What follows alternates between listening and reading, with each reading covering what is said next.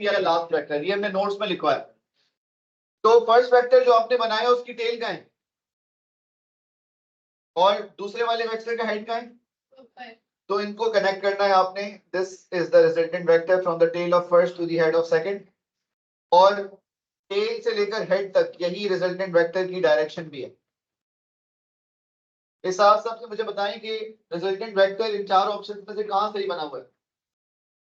This is resultant vector. ये resultant vector A में बना हुआ है, बी में बना है, सी में बना है या डी में बना है? ए में बना हुआ है रिजल्टेंट वेक्टर से। ये रिजल्टेंट वेक्टर नजर आ रहा है आपको बेटा? ये रहा। सिर्फ रिजल्टेंट की बात हो रही है, पूरा ट्रायंगल नहीं ढूंढना आपको। और कैसे होता है इसे? आपको सीन कौन सा लग रहा है? मुझे बी वाला सीन लग रहा है। सुभान अल्लाह बेटा, सदका दीजिएगा 8 घंटा। सर ये वाले की तो बीच में लाइन आ रही है, उसमें तो लाइन नहीं आ रही। मैंने बताया ना ये काम करें आप 1-2 महीने तक कम से कम रोज सकता है। रिजल्टेंट वेक्टर ये रहा और इस डायरेक्शन में रिजल्टेंट वेक्टर ये आप देख सकते हैं। अगर ठीक है, नेक्स्ट क्वेश्चन पे हम लोग। ठीक है, ये 4 स्टेप्स आपने नहीं भूलने, मैं आपको दोबारा दूसरे क्वेश्चन में भी अप्लाई करके मैं बताऊंगा। ठीक है, तो ये याद रखें। क्वेश्चन नंबर 1 हो गया, तो क्वेश्चन नंबर 2 पे आते हैं। फिर से दोबारा से देखें, ये वेक्टर्स पैरेलल है या नॉट पैरेलल है? Not parallel. अब ये जो वेक्टर्स हैं जो नॉट पैरेलल, ये क्वेश्चन नंबर 2 में भी इससे ये काम करना है। ठीक है, मुझे बताएं कि नॉट पैरेलल है अगर, तो वही केस होगा ना कि हम पहले कोई भी एक वेक्टर बना लेंगे। लेट्स से वेक्टर 4 बना लिया आपने, सेकंड वेक्टर 4 के हेड से बनेगा वो ये रहा 3 न्यूटन का वेक्टर, और रिजल्टेंट वेक्टर कहां से कहां होता है? From the tail of first to the head of second. अब ये रिजल्टेंट वेक्टर है जिसको आप आर कह लें। कौन सा ट्रायंगल है ये कौन सा ट्रायंगल है? ये राइट एंगल ट्रायंगल है। तो आपके पास 2 ऑप्शन है, या तो आप स्केल ड्राइंग करते और लेंथ लेकर कन्वर्ट कर लेते, या फिर आप पाइथागोरस थ्योरम से इसका आंसर निकाल लें।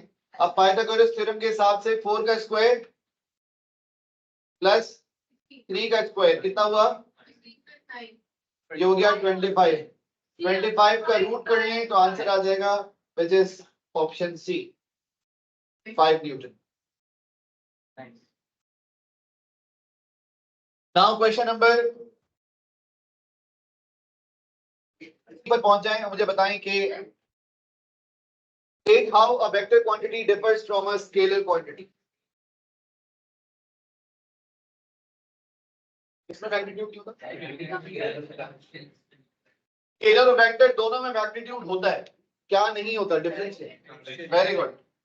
स्केलर में डायरेक्शन नहीं होती और वेक्टर में डायरेक्शन होती है। स्केलर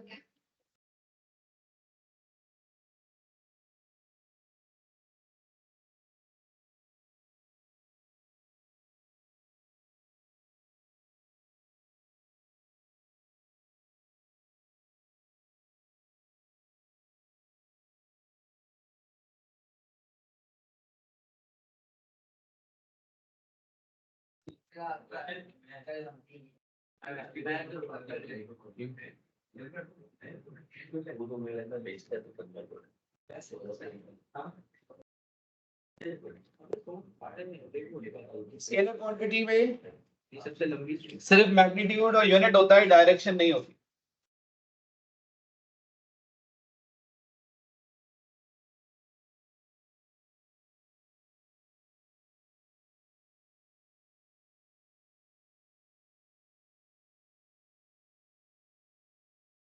पार्ट बी पढ़े।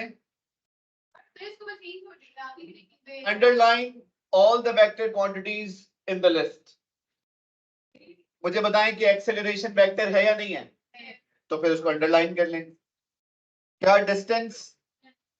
डिस्टेंस को नहीं करेंगे। एनर्जी नो, मास, मोमेंटम यस। जवाब दे जवाब क्या जवाब? डिस्टेंस एनर्जी, मास और टेम्परेचर ये स्केलर क्वांटिटीज हैं, इसमें यूनिट और मैग्नीट्यूड होता है, डायरेक्शन नहीं होती। Momentum is the product of mass and velocity, direction होती है, ठीक है, वेक्टर क्वांटिटी। पार्ट सी पढ़ते हैं। Figure 1.1 shows a passenger running across a large ship at right angles to the direction in which the ship is moving.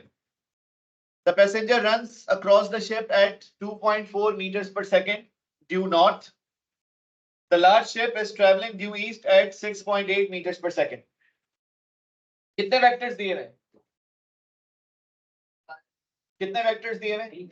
दो vectors दिए हैं। एक वेक्टर है 2.4 metres per second due north और दूसरा vector है 6.8 metres per second due east. तो आप एक काम करें, एक को लिख लें 1, एक को लिख लें और एक के ऊपर लिख लीजिएगा 2। 1 और 2 दो वेक्टर्स हो गए आपके पास। एक वेक्टर है 2.4 metres per second due north और दूसरा वेक्टर है 6.8 meters per second due east. Determine either graphically or by calculation the resultant velocity of the passenger. Give the direction in which the passenger is moving relative to the north. Show how the answer is obtained. सबसे पहले हम क्या करते हैं बेटा, step wise आप पढ़ें क्या लिखा हुआ है यहाँ पर, क्योंकि ये राइट एंगल वाला केस नंबर 2 है वेक्टर एडिशन का, तो उसमें मैंने आपको बताया कि ये स्टेप बाय स्टेप ये चीज हमने फॉलो करनी है। तो यहाँ पर भी जो क्वेश्चन दिया हुआ है ये पैरेलल का तो क्वेश्चन नहीं है, तो फिर हम क्या करेंगे, ये केस 2 में जो हमने स्टेप्स फॉलो करने लिखा हुआ है, draw any one of the two vectors पर स्केल। क्या आप लोगों को स्केल सेलेक्ट करना आता है? स्केल सेलेक्ट करने का मतलब ये होता है कि when you are drawing any value, अब यहाँ पर जो वैल्यूज है ना वो मीटर्स पर सेकंड में देनी है। किस में देनी है? और आप ड्रॉ कर रहे होंगे सेंटीमीटर्स में, तो आप लेट्स से मैं यहाँ पर लिख रहा हूँ कि 1 centimetre is equal to 1 metre per second, which means कि अगर मैं 1 सेंटीमीटर की लाइन बनाऊंगा तो वो 1 मीटर्स पर सेकंड को रिप्रेजेंट करेगी। तो मुझे ड्रॉ कितने मीटर्स पर सेकंड के लिए करना है? तो उसका मतलब है कि अगर मुझे 2.4 मीटर्स पर सेकंड के लिए ड्रॉ करना है तो मुझे कितने की लाइन ड्रॉ करनी है बेटा? 2.4 सेंटीमीटर की ही लाइन ड्रॉ करनी है, ठीक है। देन 6.8 मीटर्स पर सेकंड के लिए 6.8 सेंटीमीटर की ही लाइन को ड्रॉ करना होगा। तो अब ये दो वेक्टर्स जो है आपके पास, उन दोनों के लिए आपको पता है कि वेक्टर 1 के लिए हम 2.4 सेंटीमीटर और वेक्टर 2 के लिए हम 6.8 सेंटीमीटर की लाइन ड्रॉ करेंगे, ठीक है। अब आपकी मर्जी है आप कौन सी वैल्यू ड्रॉ करना चाहते हैं। तो लेट्स से कि मैं वेक्टर 1 के लिए पहले ड्रॉ करना चाह रहा हूं, तो मुझे कितने की लाइन ड्रॉ करनी है? 2.4 मीटर्स पर सेकंड के लिए 2.4 सेंटीमीटर की लाइन ड्रॉ करनी है, लेकिन किस तरफ?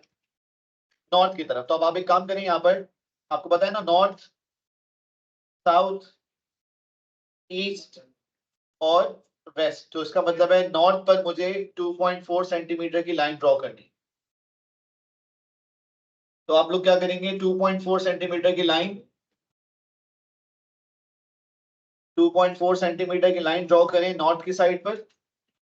ये मेजर करके कीजिएगा सब लोग, स्केल अब सबके पास होने चाहिए, मैंने मैसेज किया था आप लोगों को ग्रुप में भी।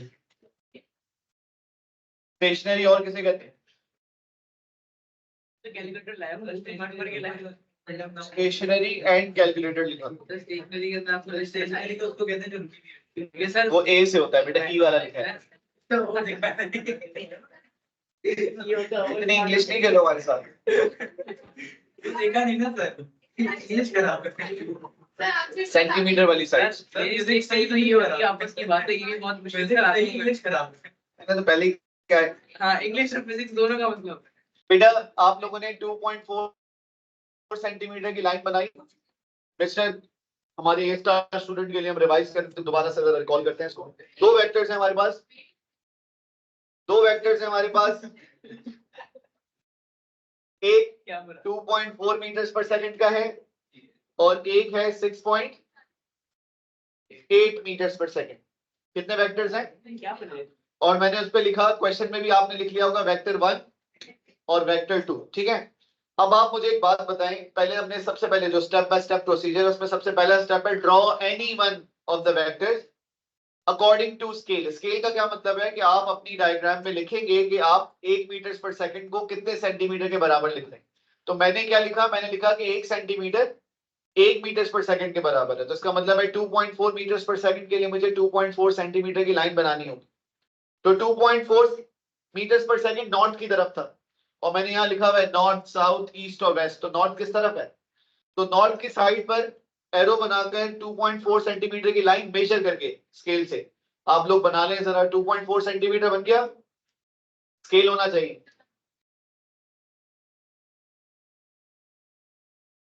2.4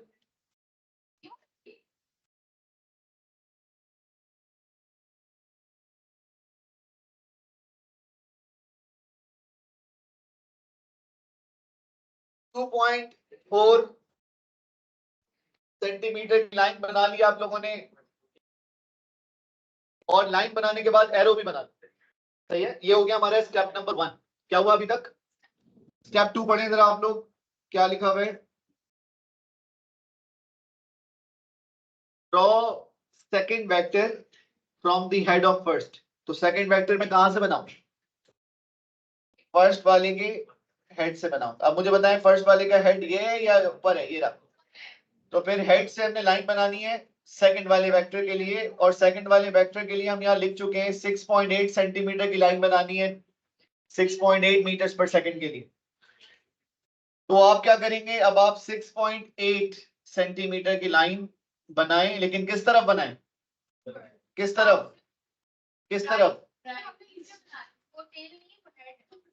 ईस्ट की तरफ। कहाँ है ईस्ट, तो ईस्ट की साइड पर आप कहां से, हेड से 6.8 सेंटीमीटर की लाइन बनाएंगे। नीचे से नहीं बनाएंगे, ऊपर से ही बनाएंगे, क्योंकि हमने पता है स्टेप बाय स्टेप प्रोसीजर लिखा हुआ है, उसके हिसाब से चलना है।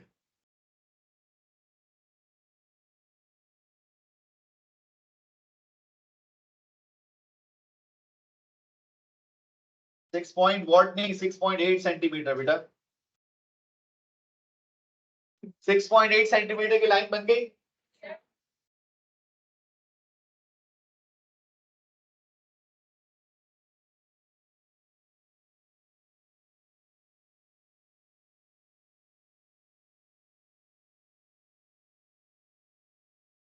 अच्छा जी, 6.8 सेंटीमीटर की लाइन बना दी आप सब लोगों ने।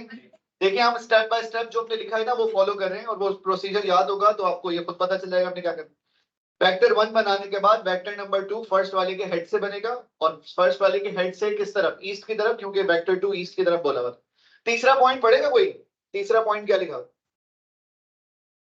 बेटा, तीसरा पॉइंट क्या है, रिजल्ट बेटा, तीसरा नंबर 3। ठीक है, resultant vector is from the tail of first to the head of the second या लास्ट वेक्टर। ठीक है, तो फर्स्ट वाले की टेल कहाँ है, ये फर्स्ट वाले की टेल है, और ये जो सेकंड या लास्ट वाले का आप कह सकते हैं कि जो हेड है ये है।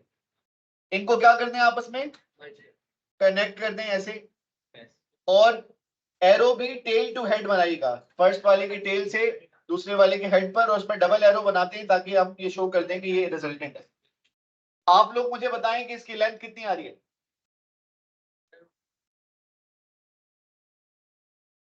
7 सेंटीमीटर आ रही है, 7 से लेकर 7.2 तक आ रही है आप लोगों के पास।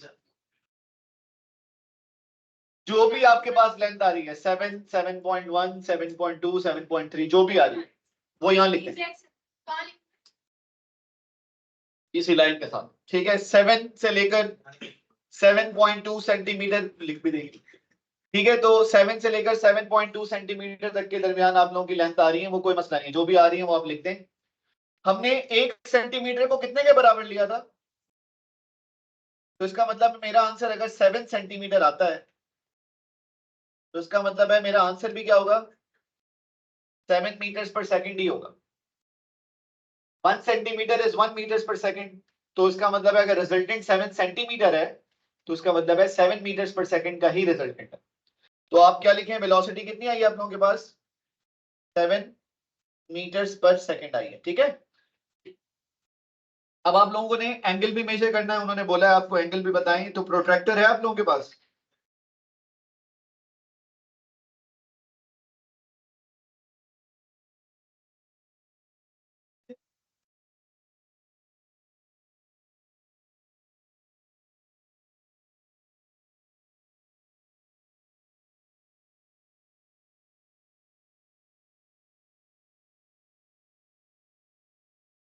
पास है तो आप एंगल मेजर करेंगे। उन्होंने क्या बोला, एंगल कहां से मेजर करना है, एंगल विद द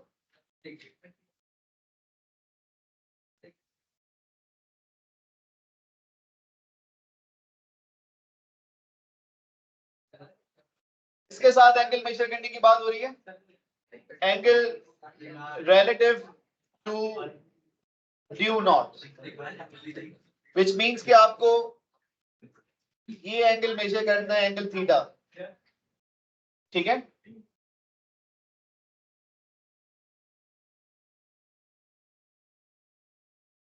मुझे बताएं एंगल मेजर करके आप लोगों के पास कितना एंगल आ रहा है, बेटा प्रोट्रैक्टर यूज करें और बताएं एंगल कितना आ रहा है। किसी के पास भी प्रोट्रैक्टर नहीं है, क्या होता है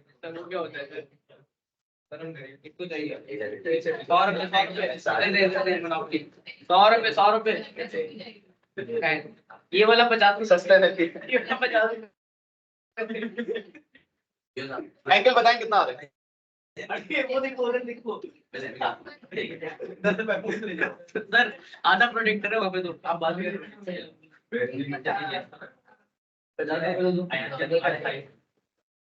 तकरीबन ये 70 डिग्री आंसर आ रहा है, सही है।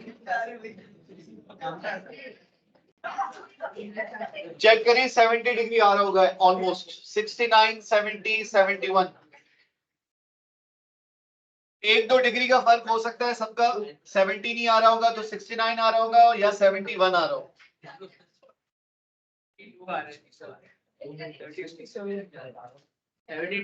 बहुत कम, 69, 70, 71। फिर अगर गलत आ रहा है तो फिर आप पूरा प्रोसीजर रिपीट करें, पेंसिल शार्प पेंसिल यूज करें और डायग्राम में जो लेंथ ली है वो सही देखें। बेटा यहां तक हो गया, नेक्स्ट क्वेश्चन पे जा रही, क्वेश्चन नंबर 4, फिगर 7.1। मुबशिर आप अंदर आ जाओ, दरवाजा बंद कर दो, सही को दरवाजा बंद कर दे। Figure 7.1 shows a toy helicopter. It can hover and travel through the air. A student flies the toy helicopter on a journey from A to B to C to D at a constant height. Figure 7.2 is a scale drawing of the path of the helicopter viewed from the above. Determine the total distance traveled by the helicopter. मुझे बताएं A से B कितना है, 10 है, B से C, C to D, तो total कितना हो गया, 10 प्लस 35 प्लस 40, क्या आंसर आया, 85 मीटर। ये आपके पास आंसर आ गया, ठीक है। बेटा ए से लेकर बी तक कितना है, 10 है, D to C, C to D, फिर इनको क्या करेंगे हम लोग, ठीक है। तो 10 प्लस 35 प्लस 40 अगर हम आज का ऐड करें तो आज के हिसाब से 85 मीटर का आंसर आ रहा है। वैसे नॉर्मली यही हो रहा है, बस लोग यही कह रहे हैं। नेक्स्ट क्वेश्चन पे जाते हैं। प्लस माइनस 10 होगा ना, plus minus 10। The toy helicopter makes the journey in 40 seconds. Calculate average speed. Average speed का फॉर्मूला होता है टोटल डिस्टेंस, पढ़ाई स्लो गया था, टोटल डिस्टेंस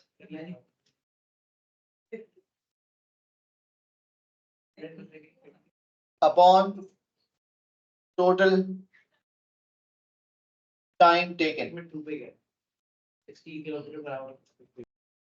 तो टोटल डिस्टेंस कितना है बेटा, और टोटल टाइम कितना लिया इसने,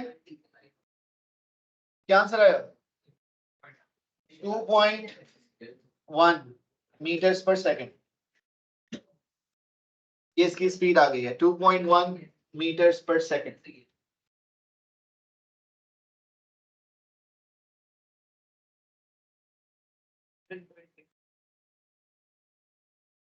State the difference between distance and displacement. Distance किसे कहते हैं,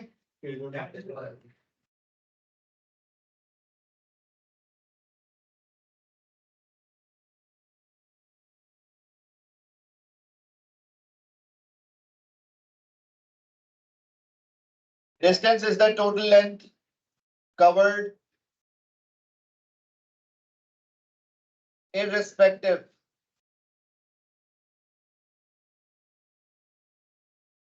of the direction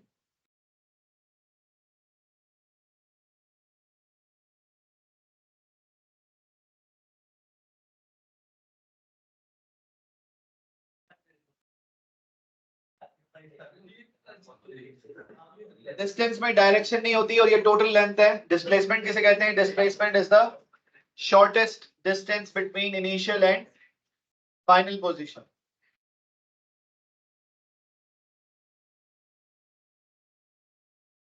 का आंसर है 2.1 मीटर्स पर सेकंड.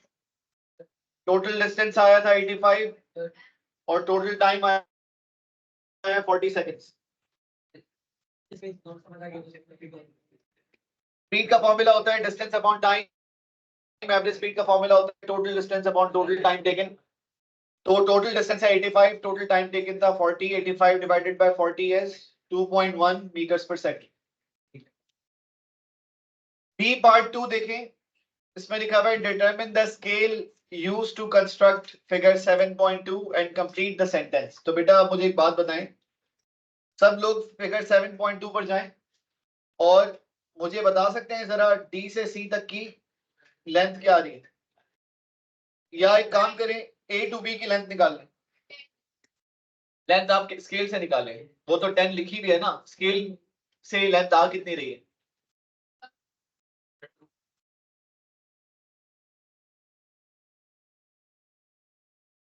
ए से बी तक की लेंथ मेजर करके बताएं कितनी आ रही है. एक मिनट और भी तो बता दें. 1.8 आ रही है. 1.8 सेंटीमीटर लेंथ आ रही है. सही है. तो मैं कह सकता हूं कि 1.8 centimetre is equal to 10 metre. सही है. और अगर मुझे 1 सेंटीमीटर निकालना है तो क्या होगा? 1 centimetre is equal to 10 divided by 1.8 metre. तो मुझे बताएं कि 10 डिवाइडेड बाय 1.8 कितना है?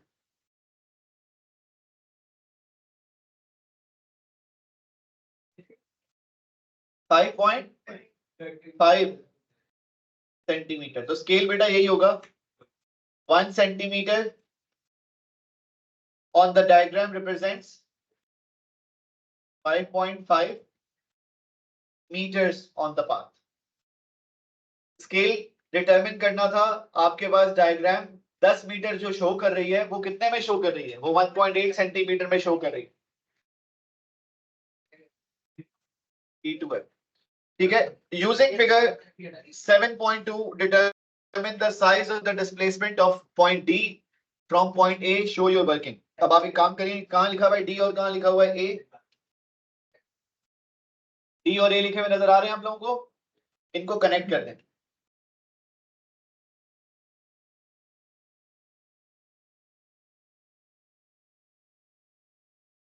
डी से आप लोग ए को कनेक्ट कर दें और मुझे इस लाइन की लेंथ बताएं कितनी आ रही है. मेजर करके लेंथ बताएं कितनी आ रही है. कितनी? 8.4. बाकी लोग भी बताएंगे. आप लोगों के पास 8.4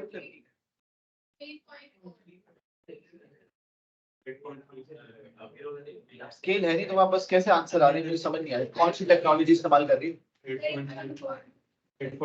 8.3 से लेकर 8.4 सेंटीमीटर आपके पास आंसर्स आ रहे होंगे. अच्छा मुझे एक बात बताएं, 1 सेंटीमीटर कितने के बराबर था? Very good. 1 सेंटीमीटर बराबर था 5.5 मीटर के. और हमारे पास अभी आंसर क्या है? 8.4 सेंटीमीटर अगर आया है फॉर एग्जांपल, तो ये हो जाएगा 8.4 मल्टीप्लाइड बाय 5.5. कितना आंसर आया?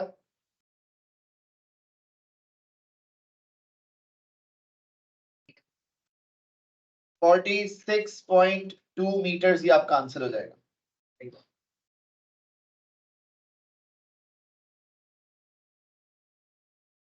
कैसे किया? लेंथ ली आपने. डी से ए तक कितनी लेंथ आ रही है बेटा? और 1 सेंटीमीटर कितने को रिप्रेजेंट कर रहा है? तो ये लेंथ है कितनी? ये लेंथ है 8.4 सेंटीमीटर, लेकिन हमें मीटर में बतानी है ना, हमें तो बताना है कि वो डिस्टेंस एक्चुअल है कितना। तो हम क्या करेंगे, 1 सेंटीमीटर 5.5 के बराबर था, तो 8.4 सेंटीमीटर कितने के बराबर होगा? तो मल्टीप्लाई कर दिया, 8.4 multiplied by 5.5 will give you कितना? 46.2 मीटर्स। यहां तक सबने कर लिया होगा। फिर वो क्या पूछ रहे हैं नेक्स्ट पार्ट में? Determine the angle between north and the direction of the displacement of point D from point D से लेकर पॉइंट ए तक कितना एंगल आ रहा है?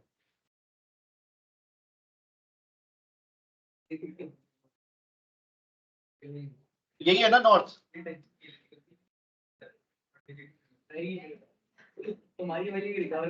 डी से ए तक जो डिस्प्लेसमेंट है और ये जो एंगल है ये कितना है? थीटा। क्या करेंगे, प्रोट्रैक्टर यूज करें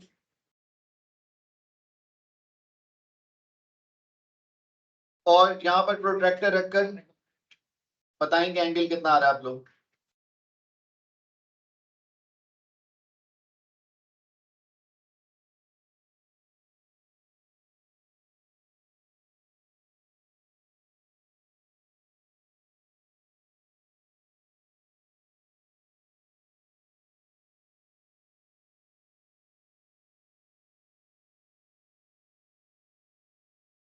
ये एंगल 40 डिग्री आ रहा है सबके पास? 40 डिग्री आ गया, तो यहां पर लिख दें एंगल इज 40 डिग्री।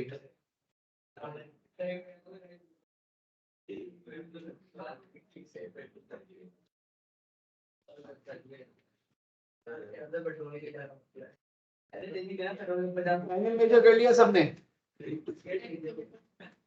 ये देखें, प्रोट्रैक्टर ऐसा रखना है, एंगल 40 डिग्री आ गया। नेक्स्ट पे आ जाए, state what is meant by velocity. Change in displacement per unit time. Upon नहीं लिखते डेफिनेशन में, इंग्लिश का मसला आ जाता है। Change in displacement by unit time upon, math की टर्मिनोलॉजी है, not written definition. Another toy helicopter flies directly from point A to point D in 40 seconds. कहां से कहां तक? A से D तक 40 seconds. Explain why the magnitude of the velocity of this toy helicopter is smaller than the answer in A part 2. ये English समझ गए यहाँ ये जो टॉय हेलीकॉप्टर है इसकी वेलोसिटी इससे कम क्यों है? Explain why the magnitude of the velocity.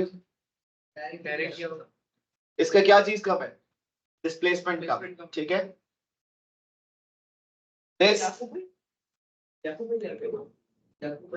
हाँ देखो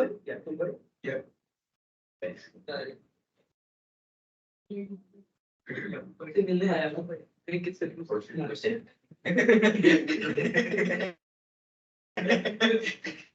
देखे तुमको मैं नहीं डाले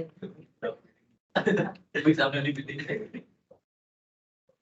आपको भाई वो कह रहा है किराया लेना है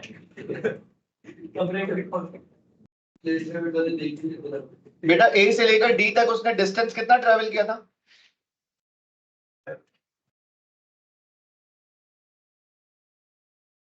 और जो आपने डिस्प्लेसमेंट निकाली है वो कितनी?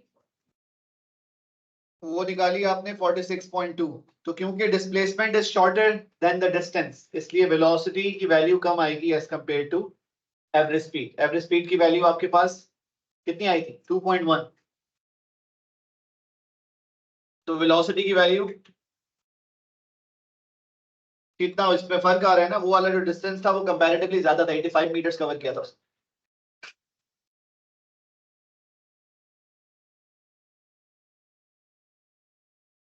ठीक है यहां तक?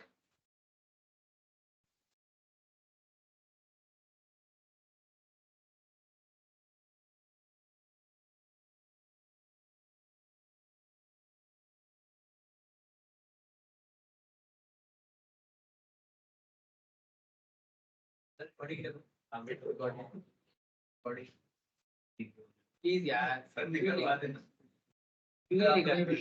क्वेश्चन नंबर 5, ये जो है ये केस 1 का क्वेश्चन है। केस 1 का मतलब व्हेन वेक्टर्स आर पैरेलल, और वेक्टर्स जब पैरेलल हो तो हमने कोई ड्राइंग नहीं करनी होती। सिंपल क्या है, मुझे बताएं लेफ्ट साइड पर कितनी फोर्स है? ये हो गई 5 न्यूटन, और राइट साइड पर 11 न्यूटन है। तो इसका मतलब है इस वक्त इसका रिजल्टेंट कितना बन रहा है? 6 न्यूटन टू द राइट। लेकिन वो क्या कह रहे हैं, वो कह रहे हैं कि रिजल्टेंट हमें कितना चाहिए? 3 न्यूटन टू द लेफ्ट। तो which additional force produces a resultant force of 3 newton to the left? तो अगर मैं 9 newton to the left add करता हूं, आप चेक करते हैं, अगर हम 9 newton to the left, option, अच्छा step by step option A लेते हैं। लेट्स से ऑप्शन ए में क्या लिखा हुआ है? 3 न्यूटन टू द लेफ्ट आप ऐड कर दो। अब मुझे बताओ क्या आंसर आ रहा है इसका? लेफ्ट साइड पर है 8 और राइट साइड पर है, तो ये आ रहा है 3 newton to the right. Right वाली फोर्स ज्यादा आ रही है। तो ऑप्शन ए सही है या गलत है? गलत हो गया। अब आप ऑप्शन बी को देखो। ऑप्शन बी में कह रहे हैं 9 न्यूटन टू द लेफ्ट। तो 9 न्यूटन टू द लेफ्ट के हिसाब से देखें, 9 + 3 + 2 कितना हुआ? 9 + 3 12 और 2 14 न्यूटन हो गया। 14 टू द लेफ्ट और 11 टू द राइट, क्या आंसर आएगा? 3 न्यूटन टू द लेफ्ट, और 3 न्यूटन टू द लेफ्ट ही हमें चाहिए, विच मींस कि ऑप्शन बी ठीक है। 9 newton to the left add करेंगे तो resultant 3 newton to the left आ गया। Very good question.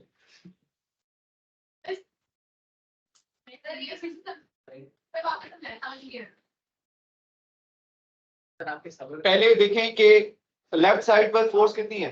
वो मुझे समझ आ गया 11 है, वहां पे साइड है आगे। लेफ्ट साइड पर फोर्स है 5 न्यूटन और राइट साइड पर फोर्स है 11 न्यूटन। ठीक है, इस हिसाब से इस वक्त 6 न्यूटन टू द राइट का रिजल्टेंट बन रहा है। यस और नो?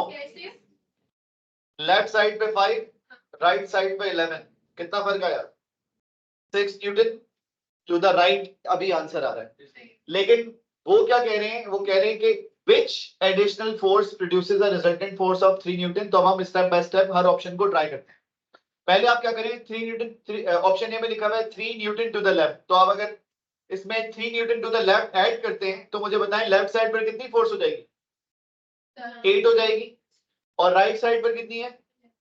तो इसका मतलब है इसका आंसर आ जाएगा 3 न्यूटन टू द राइट, जो कि हमें नहीं चाहिए, हमें तो चाहिए 3 न्यूटन टू द लेफ्ट। तो इसका मतलब है ऑप्शन ए गलत हो गया। अब ऑप्शन बी देखें। ऑप्शन बी में 9 न्यूटन टू द लेफ्ट। तो अगर मैं 9 newton to the left add करता हूं तो 9 + 3 + 2 हो गया 14, और राइट साइड पर है 11। तो इसका मतलब है इसका आंसर आएगा 3 newton to the left, which means कि according to the given question हमारा जो सही आंसर है, सही ऑप्शन है, वो ऑप्शन बी है।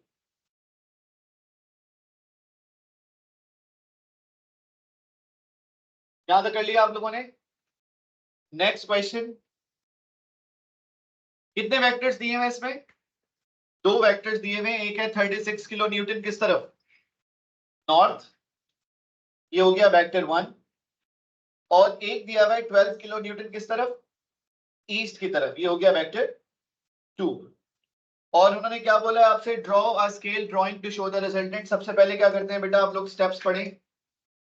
ये केस 2 का क्वेश्चन है तो हम स्टेप बाय स्टेप इस तरह फॉलो करेंगे। Draw any one of the 2 vectors पर स्केल। क्या स्केल सिलेक्ट करेंगे हम? 36 और 12 के लिए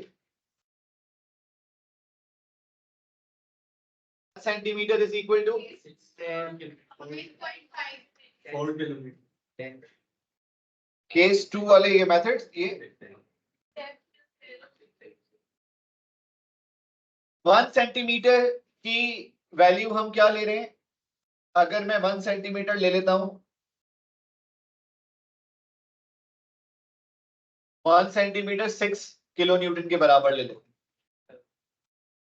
6 किलो न्यूटन, ये हमने स्केल सिलेक्ट कर लिया। स्केल क्या सिलेक्ट कर रहे हैं ये टोटल आपकी चॉइस होती है। स्टूडेंट्स इसमें 1 centimetre is equal to 4 kilonewton भी ले सकते हैं, सही है। 1 centimetre is equal to 12 kilonewton भी आप रख सकते हैं, लेकिन वो डिपेंड करेगा फिर आपकी डायग्राम कितनी बड़ी या कितनी छोटी बन रही होगी। ठीक है, फिलहाल जो मैं स्केल सेलेक्ट कर रहा हूँ आप इसके साथ करिए, लेकिन आप अपनी मर्जी से स्केल सेलेक्ट करके भी कोई क्वेश्चन सॉल्व कर सकते हैं, उससे आपका आंसर तब भी सही में आएगा, कोई फर्क नहीं होगा। तो इसका मतलब है कि मुझे 12 किलो न्यूटन के लिए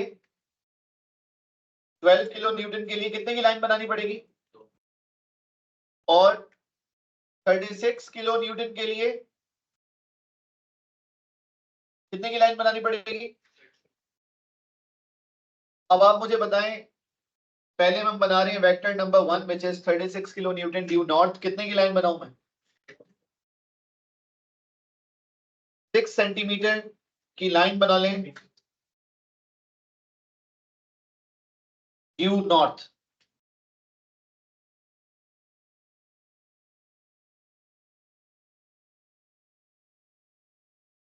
यहां तक हो गया। देन बेटा स्टेप नंबर 2 क्या था, स्टेप नंबर 1 के बाद स्टेप 2 क्या है, draw the second vector from head of the first vector. First vector के हेड से हमने 2 सेंटीमीटर की लाइन बनानी है, क्योंकि हमने 12 किलो न्यूटन को रिप्रेजेंट करना है ड्यू ईस्ट।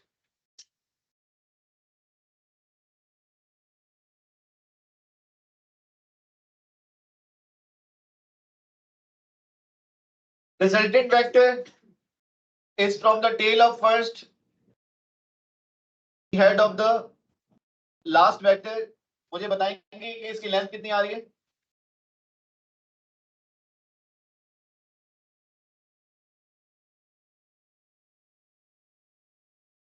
कितनी लेंथ आ रही है इसकी, मेजर करके बताएं।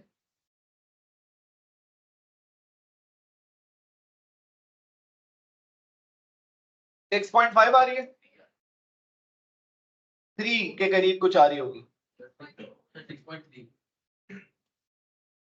6.4 6.3 का मतलब है किसी के 6.3 या 6.4 इस तरह से आ रही है वैल्यूज।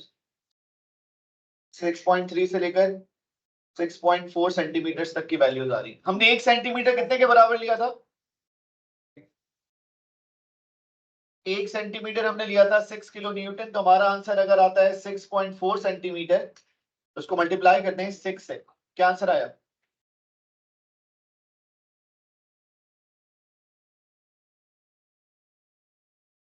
$38.4 किलो न्यूटन हो जाएगा ये। तो साइज ऑफ द रिजल्टेंट आ रहा है 38.4 किलो न्यूटन, और वो कह रहे हैं एंगल मेजर करो कौन से, किसके साथ, रिजल्टेंट का नॉर्थ के साथ। तो इसका मतलब है ये एंगल मेजर करना है।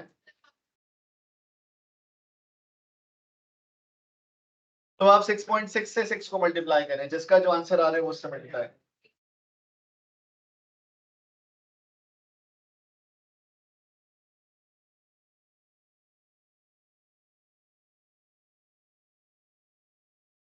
इससे रिलेटेड क्यों हो रहा है बताएं, इस हो क्या है। अच्छा वरना चंपे में पड़ जाते तो 1-2 अलग हो गया। जब एंगल मेजर करना है, एंगल मेजर करने के लिए आपको चाहिए प्रोट्रैक्टर। प्रोट्रैक्टर सर आपका एक और दोस्त है ऐसे बढ़ गई है दमका चाहिए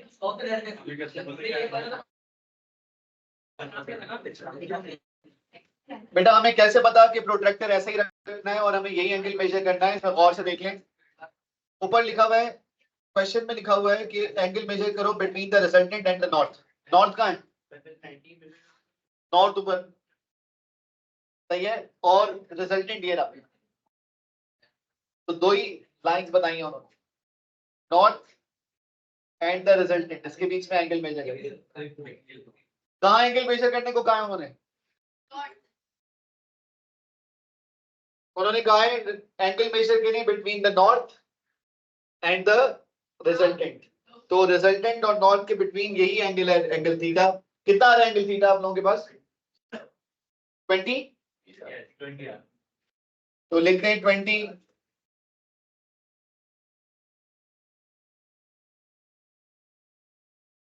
20 degree is the angle. Take the difference. आखिरी वाला क्वेश्चन आप लोग खुद करें, मुझे भरोसा है आप लोगों पे कर लेंगे आप लोग, इतना मसला नहीं है। मैं आप लोगों को ये वर्कशीट विद मार्किंग स्कीम भेज रहा हूँ। इस वर्कशीट को जनरल फिजिक्स की बुक में आपने स्टेबल कर लेना है, घुमानी नहीं है। कहाँ लगाएंगे इसको? जनरल फिजिक्स की जो बुक है चैप्टर 1 के साथ इसको अटैच कर लें, इसकी रिकॉर्डिंग और इसकी पीडीएफ विद मार्किंग स्कीम में आप लोगों को भेज रहा हूँ, ठीक है? अल्लाह हाफिज़।